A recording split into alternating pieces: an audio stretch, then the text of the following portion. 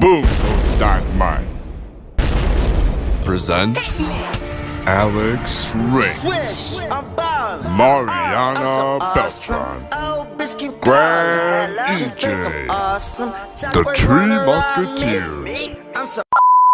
Get on with it. Yes, get on with it.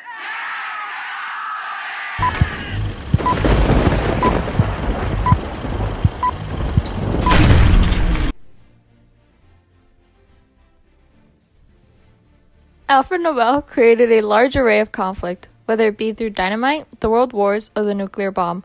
However, he had also caused a large deal of nobility under his name. Swedish chemist, engineer, and industrialist who invented dynamite and other more powerful explosives and who also founded the Nobel Prizes. Alfred and his parents came back to Sweden, while his siblings Robert and Ludwig remained behind in Russia to rescue what was left of the privately owned company. Alfred before long started testing with explosives in a little research facility on his father's estate.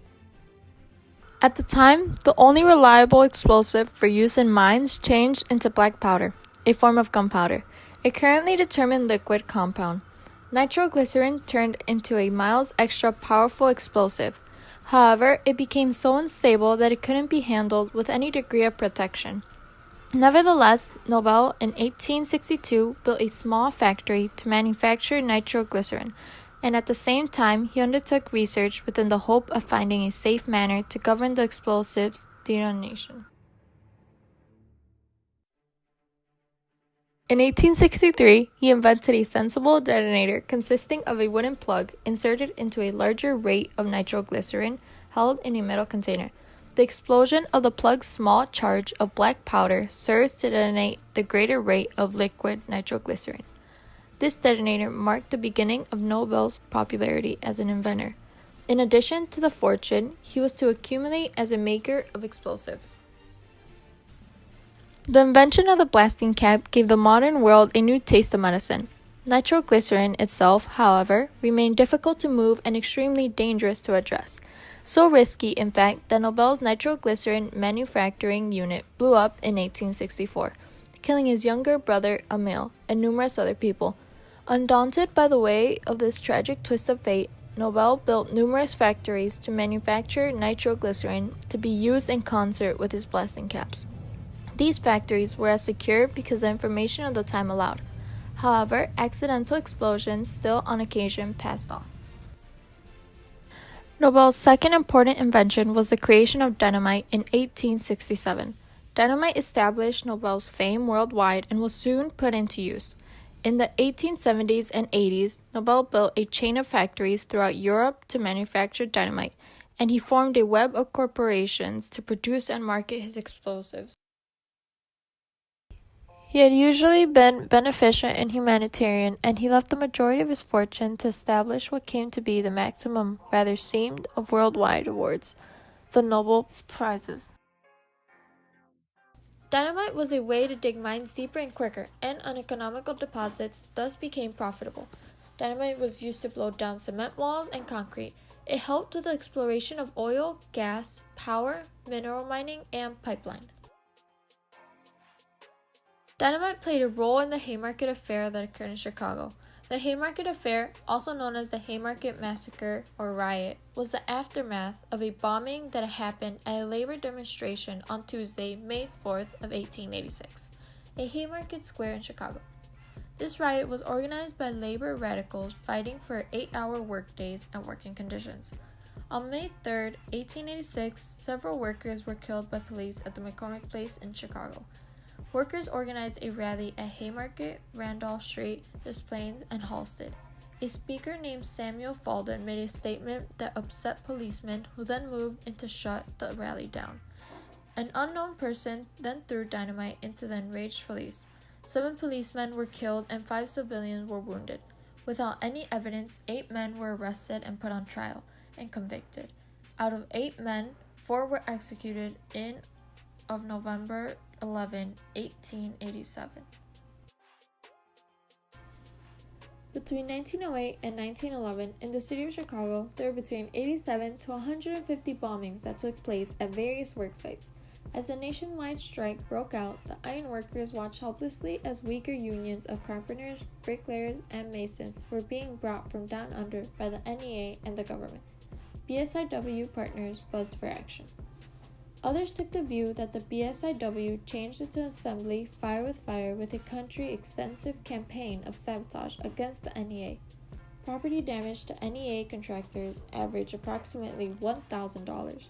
Systems erected through non-union exertions, pent life and equipment of non-union contractors, and building material destined for non-union projects had been the primary objectives. The dynamite became directed at belongings, not people. Dynamite, be it through how Alfred Nobel created it or in other forms that countries had used it for, was both used in World War I and World War II. A good example of this is the offensives of the First World War and the Battle of Mons, where British and French engineers worked tirelessly to eradicate bridges with dynamite and slow the German advance so the Allies, United States, Austria, Italy, Russia, France, and the United Kingdom had time to regroup.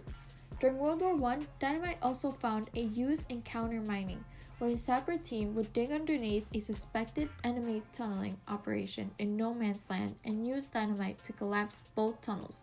It could also be used as a makeshift landmine.